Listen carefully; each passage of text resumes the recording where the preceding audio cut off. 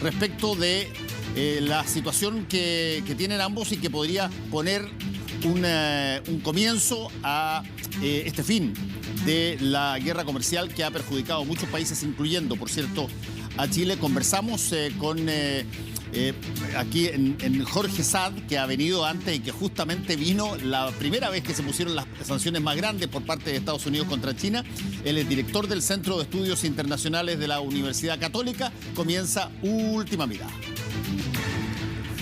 Estábamos haciendo memoria de cuando viniste hace... ¿Cuándo fue eso? Julio del 2018. Julio del 2018, que es cuando se pusieron las más grandes de las sanciones por parte del presidente Trump contra China. Cuando se declara oficialmente, por decirlo de alguna manera, la guerra comercial. Porque ya habían habido algunas medidas desde enero del 2018, pero ya la declaración oficial, podríamos decir que ese mes.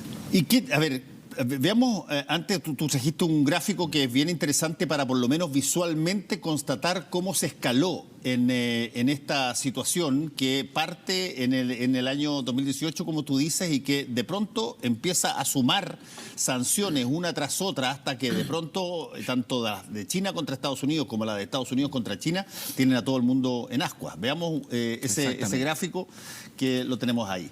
La parte azul, me dices tú, son las sanciones de Estados Unidos a China, y las rojas que están arriba son las de China contra Estados Unidos. En cuanto a las exportaciones, lo interesante, Fernando, este gráfico, que es del Peterson Institute, es que muestra enero del 2018 que el arancel promedio a las importaciones chinas de Estados Unidos era del 3%. Y llegamos a un nivel, al final, del 19%, casi el 20%. Y si se aplicaban los aranceles adicionales, que son los que no se aplicaron por la fase 1 del acuerdo comercial, podríamos haber llegado al orden del 25%.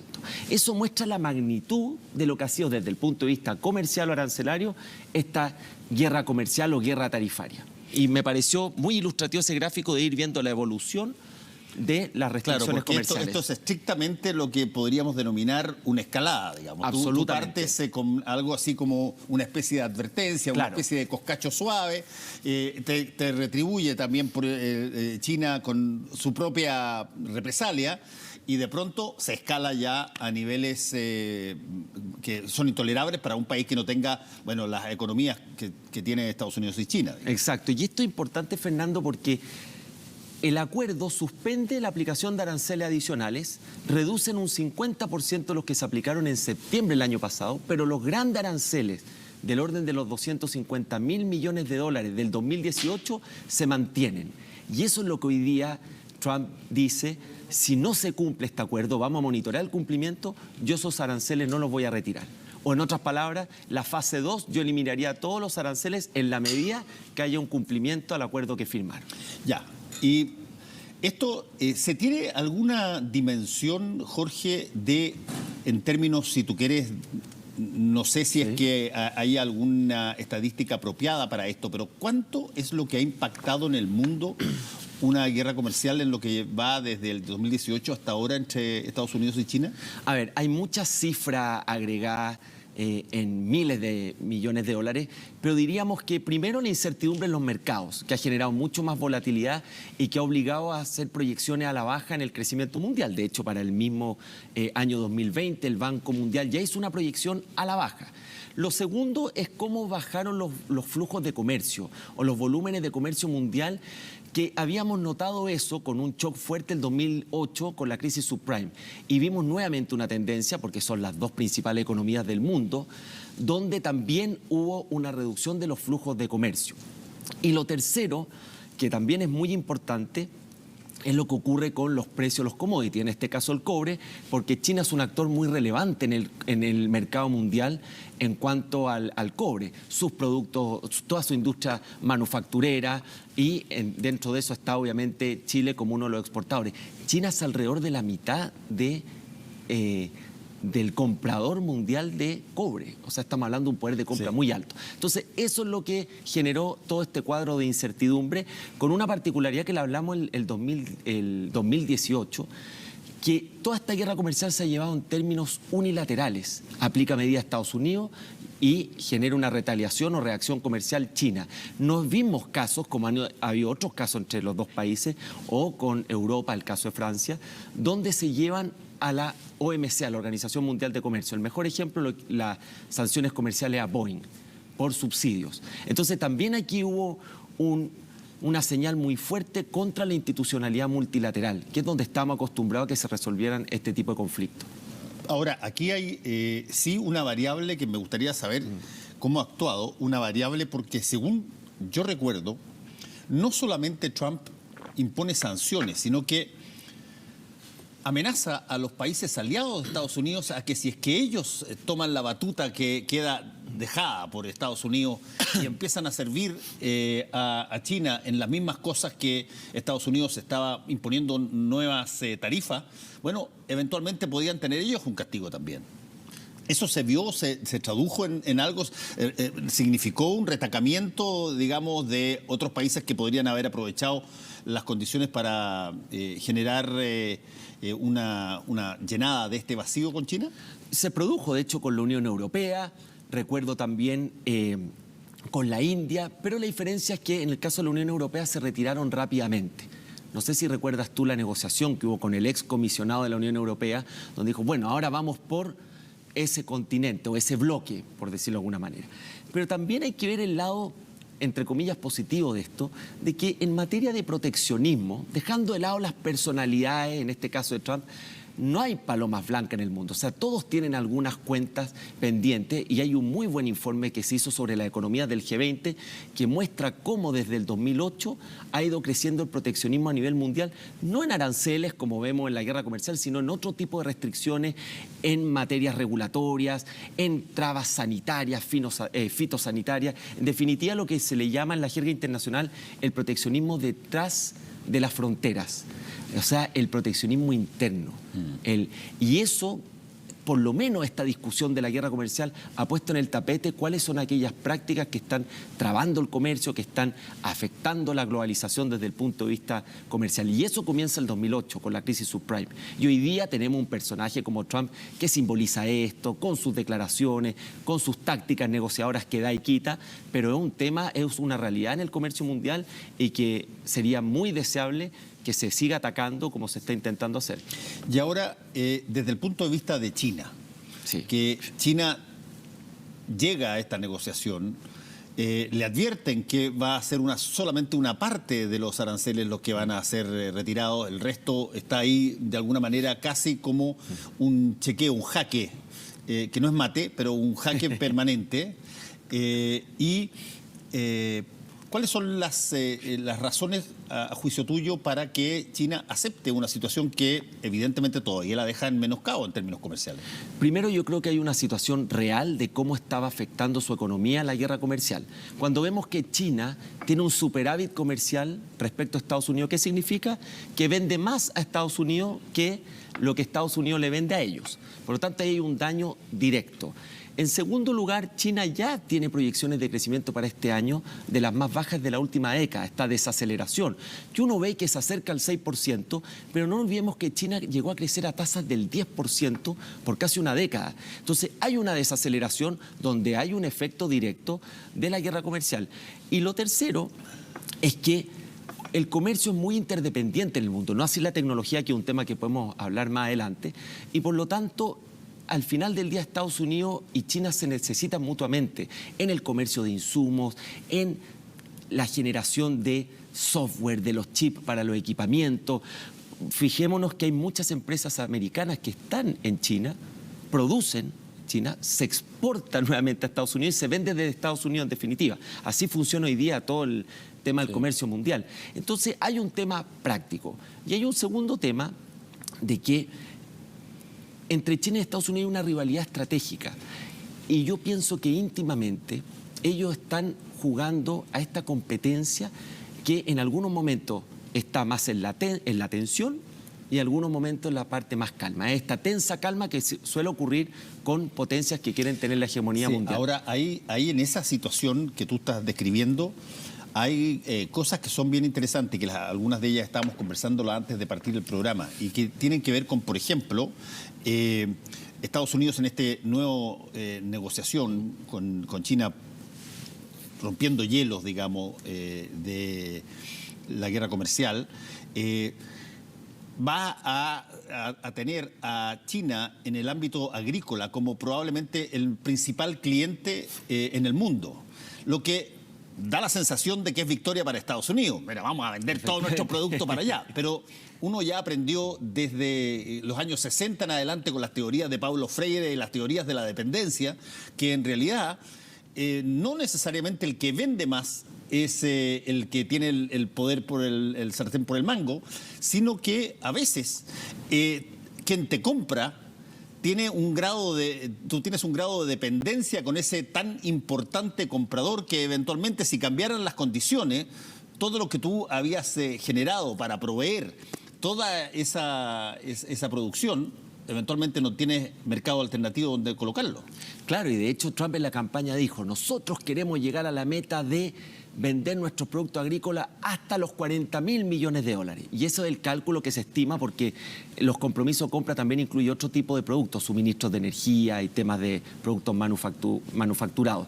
Pero respecto al tema agrícola, claro, se muestra que sobre todo porque la retaliación o las reacciones de China fueron al hueso, a los estados, al sector agrícola, pero tú lo puedes leer desde el otro punto de vista, como tú señalas, que es la dependencia y por lo tanto la vulnerabilidad que puede generar en el mediano plazo y largo plazo en el sector agrícola este poder de compra tan fuerte que tendría China respecto de Estados Unidos. Por lo tanto, le generaría una debilidad el día de mañana y es una herramienta que puede tener de negociación China en caso que esto se complejice en el tiempo. Ahora, tú mencionaste los intercambios y todas las cosas que tenían que ver con tecnología. Y ahí hay situaciones bastante directas, digamos. La posición que tomó Estados Unidos respecto de, por ejemplo, Huawei, incluso pidiendo que detuvieran a una de las principales ejecutivas de Huawei en Canadá. Eso es algo que ya no tiene que ver necesariamente con lo clásico, tiene que ver con algo a futuro. Yo creo que se están peleando situaciones en tecnología que tienen que ver con quien domina los mercados. Exactamente, y por eso la guerra comercial o de aranceles es la punta del iceberg de un conflicto geopolítico que, como tú bien dices, es quién va a asumir la hegemonía en el largo plazo mundial y eso va por el lado de la tecnología. Lo que hoy día hablan los expertos internacionales, si vemos un Nouriel Roubini, por ejemplo, es el famoso desacoplamiento, que es uno de los riesgos globales para este año, entre las dos potencias. El desacoplamiento, ¿qué significa? Que Estados Unidos tiene su propio desarrollo tecnológico y China, que viene avanzando muy fuerte y muy aceleradamente, busca tener una autonomía, una no dependencia, una autosuficiencia en materia tecnológica. 5G, robótica, también temas de inversión. Y por lo tanto, eso es un riesgo global grave, que va a tomar tiempo, o sea, un desacoplamiento al menos podría tomar una década, pero que tendría un costo económico para el mundo altísimo. Y eso es lo que hay que mirar con atención de cómo siguen esos desarrollos, porque esa podría ser, entre comillas, una próxima guerra fría. Ahora, ¿qué tanto hay aquí? Aquí hay un punto interesante porque también tiene que ver con lo que ácido hialurónico. ¿Sabes qué es el ácido hialurónico? Es un componente natural de tu piel, pero su producción se reduce con el tiempo. Este bebé está lleno de ácido hialurónico. ¿Qué hace por tu piel? Entra en la epidermis para hidratar intensamente. Rihanna, es lo máximo para estas líneas. Nueva Revitalift ácido hialurónico. Solo de L'Oréal Paris. lo que se está discutiendo en Chile respecto de la utilización de, por ejemplo, ciertos espacios naturales que tenemos para generar electricidad, como pasa en el desierto. El tema de la electromovilidad, China lo ha asumido de una manera brutal. Sin embargo, Estados Unidos, que si bien también está experimentando un montón de estas cosas, el propio Donald Trump ha hecho un hincapié en que el petróleo tiene que seguir siendo básicamente el sustento básico del... ¿Hay ahí de alguna manera un rezago? Hay una constatación de que la medida aplicada a Huawei, o lo que tú acabas de decir del petróleo, no van a contrarrestar el avance tecnológico que está desarrollando China. Y si tú te fijas en el acuerdo de la fase 1 que se firma hoy día, ¿qué tema? Porque hay muchos temas que se abordan, el desafío es si se van a cumplir o no, es el famoso capitalismo estatal chino. Es todo este apoyo vía subsidios, vía créditos más favorables, vía apoyos directos que entrega el gobierno chino a sus empresas en sectores estratégicos y que están compitiendo globalmente. Pero ese tema del capitalismo estatal o estas prácticas que son injustas o que por lo menos hay que rendir mayor cuenta de cómo compiten estas empresas, no se toca en el acuerdo. Todo el tema de los subsidios no se toca. Y esa es una negociación muy compleja en una fase 2, probablemente más adelante, porque supone atacar el fondo del modelo económico chino, que además se ha ido profundizando en la última etapa con Xi Jinping, con una intervención estatal más fuerte. Déjame plantearte la siguiente pregunta sobre la base de una anécdota. El año 2008 yo partí con mi familia a Estados Unidos, quise sacar un posgrado en políticas públicas y administración pública y tomé un curso de un profesor muy connotado que se llamaba Iniciativas de Futuro y que básicamente trataba ese curso de puras cosas que estaban en ese momento empezando a salir, a pulular en materia de distintos tipos de situaciones. Aparecieron los tipos de Twitter que mostraban las cosas de Twitter el año 2007, qué sé yo, en fin. Bueno, y un montón de otras cosas. Y termina el curso, estamos en la última clase, y el profesor empieza a recibir preguntas, etcétera, acá y allá, y una compañera de curso le dice: ¿tiene usted, porque hemos hablado siempre de cambios, siempre de cosas que pueden ser pero que eventualmente pueden cambiar? Entonces le dice: ¿usted me podría decir algo que va a pasar en, por ejemplo, 30 años más, que usted tenga plena seguridad que va a ser así? Y el profesor se queda callado un rato, la mira y le dice: tu nieto va a trabajar para un chino. De eso estoy seguro. Ahora, yo no sé si es que el pronóstico va en esa dirección o no. En ese momento se veía que China avanzaba copando todos los ámbitos de la economía, generando, metiéndose en la economía capitalista muy fuerte en distintas partes, siendo dueña de buena parte de flujos de bonos soberanos de Estados Unidos. El principal acreedor de Estados Unidos. El principal acreedor de Estados Unidos. Entonces, y por lo tanto, de pronto parecía que eso iba a ser una lógica de futuro. Pero, ¿qué tanto eso se ve hoy día como posible? ¿Qué tanto puede pararse la expansión económica potentísima que estaba arrastrando China? Me parece que si China gana esta batalla tecnológica, están dadas las bases para que sea el próximo líder mundial, sin lugar a dudas. Pero esta es una noticia en desarrollo. Yo no me atrevería a decir hoy día va a ser China, pero claramente la madre de todas las batallas del futuro es la tecnológica, y China, si bien partió más atrás, en los últimos 10 años ha tenido un avance brutal. Y hoy día vemos que los grandes avances en robótica, en inteligencia artificial, provienen de China, no provienen de Estados Unidos. Ahora, hay una cosa particular. ¿Tú sabes más o menos cuántos estudiantes chinos hay hoy día en el sistema universitario americano? Unos 350.000. Entonces, van estas personas desde China, estudian en las mejores universidades americanas, aprenden lo que tienen que aprender y vuelven a ser reclutados en las empresas, ya sea públicas o privadas, o en el gobierno chino. Entonces es muy interesante todo este fenómeno. Ahora, eso pasa con varios países también. Sí, claro.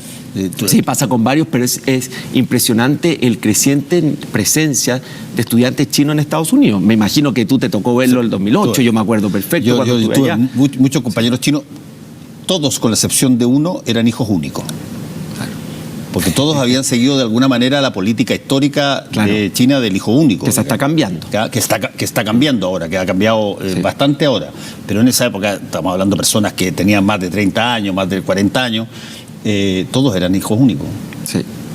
Y claro, tenían una disciplina, pero tú también veías un montón de otro tipo de estudiantes que también estaban muy fuertes incluyendo los iraníes, fíjate, hablando de que ahora que están en una situación de casi guerra, pero había muchos iraníes estudiando en Estados Unidos, que después muy común. Sí, que era muy común. Ahora, hay un elemento en todo esto que estamos conversando que hay que tomar en consideración, que está el elemento o factor político. Elección en Estados Unidos, visión mayoritariamente negativa del elector, del ciudadano americano hacia China. Si tú te fijas en el debate de los demócratas, en un ambiente político en Estados Unidos ultra polarizado hoy día, ¿cuál es uno de los temas que une a los dos bloques? Apuntar con el dedo a China como una posible amenaza. Porque hay una cierta miedo, algún susto frente a esta vocación más global y más hegemónica de China. Entonces, este elemento electoral político hace también conveniente desde el punto de vista político no anunciar un acuerdo definitivo, total, sino mantener una cuota de tensión, porque es una herramienta que se ocupa políticamente, tanto Trump, que lo ha ocupado, lo ocupan también los demócratas, y también China, que no es desde el punto de vista electoral, pero con su famoso proyecto Hecho en China 2025, que también exacerba el tema del orgullo nacional, sí, claro, y la autosuficiencia. Sí, además, estamos hablando de un país que no solamente es una dictadura para los efectos prácticos en términos políticos, pero además un país con un grado de disciplina y de responsabilidad en términos de las cosas, como tú decías, que su sentimiento respecto del país y las cosas que se proponen hacer, que salen rapidísimo. Es preocupante. Todas las grandes potencias siempre miran a otras grandes potencias como potenciales rivales. Exacto. Por eso esta rivalidad estratégica que yo creo que nos va a acompañar bastante ahora, tiempo. Jorge, ¿está a juicio tuyo, a raíz de lo que estamos conversando y de lo que hemos estado viendo en los últimos 4 años, está a tu consideración herida de muerte la idea de la multilateralidad, la idea de armar acuerdos de países para ser más fuertes en conjunto que solos, y particularmente países que lo necesitan porque son pequeños, como el caso Chile, sí, como claro, América Latina, qué sé yo, países africanos? Pienso que está debilitado, no herido de muerte. ¿Por qué? Porque algunos hablan de la desglobalización. Yo creo que hoy día, más que la desglobalización, podríamos hablar de una globalización sin Estados Unidos, aunque esto no es de la noche a la mañana por la interdependencia que tiene hoy día el mundo. ¿En qué sentido? África firma su primer acuerdo de libre comercio continental, algo inédito. Vemos que la Unión Europea avanzó con Japón, avanza con otros países. Vemos que Canadá sigue también avanzando. Entonces, no es que todos estén siguiendo esta lógica de la negociación face to face, cara a cara, que es la que le gusta a Trump. Fíjate que en el acuerdo comercial firmado hoy se pone un método de resolución de controversia bilateral y se destaca, bilateral, no llevémoslo a ser multilateral. Entonces, ahora, yo veo que hay tendencia en otros bloques o en otros países que siguen buscando bloques, siguen buscando esfuerzos multilaterales. Pero evidentemente Estados Unidos es la primera potencia mundial y genera un efecto, pero yo no hablaría hoy día de una desglobalización. Hay otros fenómenos que darán para otro programa, que es el crecimiento de los nacionalismos, el cuestionamiento a la globalización como nunca había ocurrido, a los beneficios del comercio, pero todavía yo no hablaría de una desglobalización. ¿Sientes tú que de alguna manera cosas que son negativas y que hoy día hay palpable evidencia y conciencia de ello, como por ejemplo el cambio climático, de alguna manera incentiva que haya más unión que dispersión? Porque solo probablemente no vas a lograr mucho si es que el cambio climático... si no están los grandes. Si no están los grandes involucrados, digamos. Sí, hay algunos temas, por lo menos en el papel, porque al final del día lo que vimos en Madrid, yo no soy experto en el tema de cambio climático, pero lo que vimos es que al final del día, cuando había que asumir compromisos mayores, muchos países, Brasil, Estados Unidos y otros, se mostraron una resistencia. Entonces, obviamente los países, la economía emergentes, los países más pequeños necesitan estar integrados económica y comercialmente. Esto hay evidencia, no es un tema de antojadizo, sino que hay evidencia de cómo finalmente los países crecen integrándose económicamente y con comercio. El mejor ejemplo es Chile, donde dentro del PIB el comercio está casi en el 60%, todo lo que corresponde a intercambio comercial. Pero vemos algunos esfuerzos desde el punto de vista político, pienso también en México, por ejemplo, hoy día en la región, de cómo están poniendo su atención en lo local, en lo interno. Y hoy día, como el mundo está más atribulado, está más convulso, los líderes están mirando más hacia adentro. Y la política, al final del día, cuando estamos en periodos electorales como Estados Unidos, al final las personas votan por los temas domésticos más que los de política exterior. Y eso ya viene en la elección de Trump presidencial de hace un par de años, donde las personas finalmente ven educación, salud, seguridad, pero no la política exterior.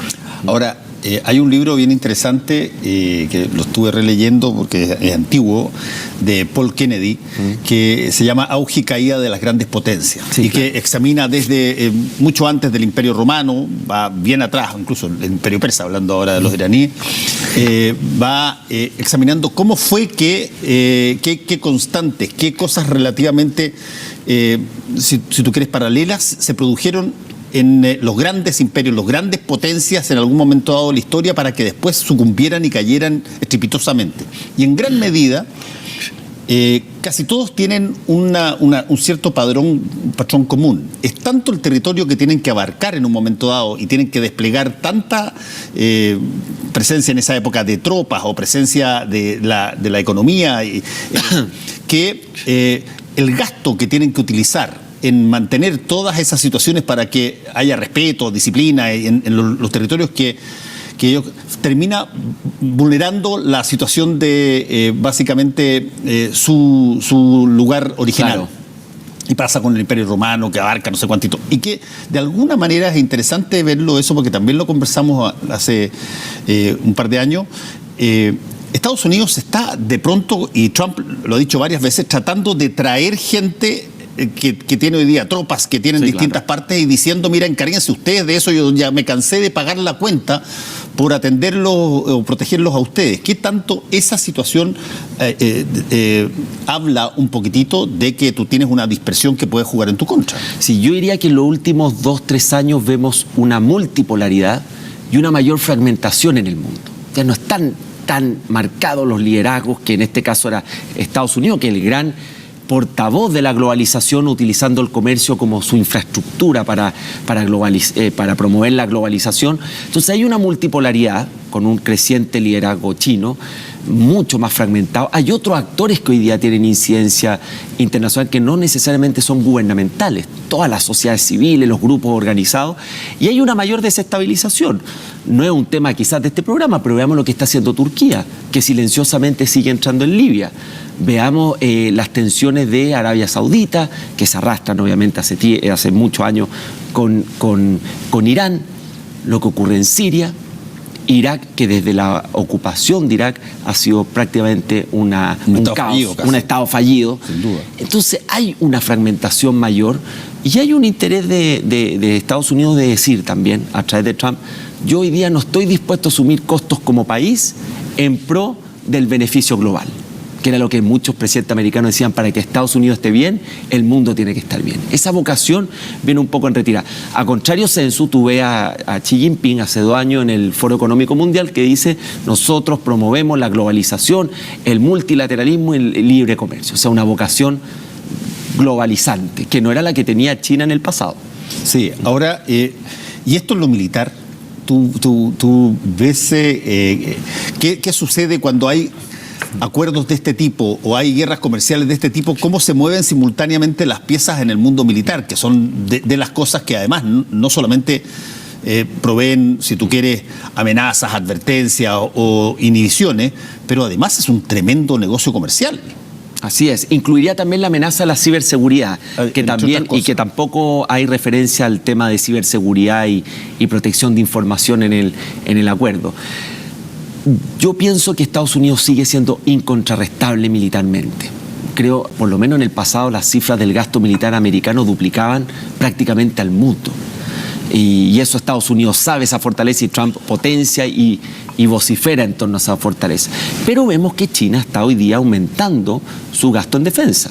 También para todo el tema del Mar del Sur, las tensiones que tienen geopolíticas, pero en su propia zona.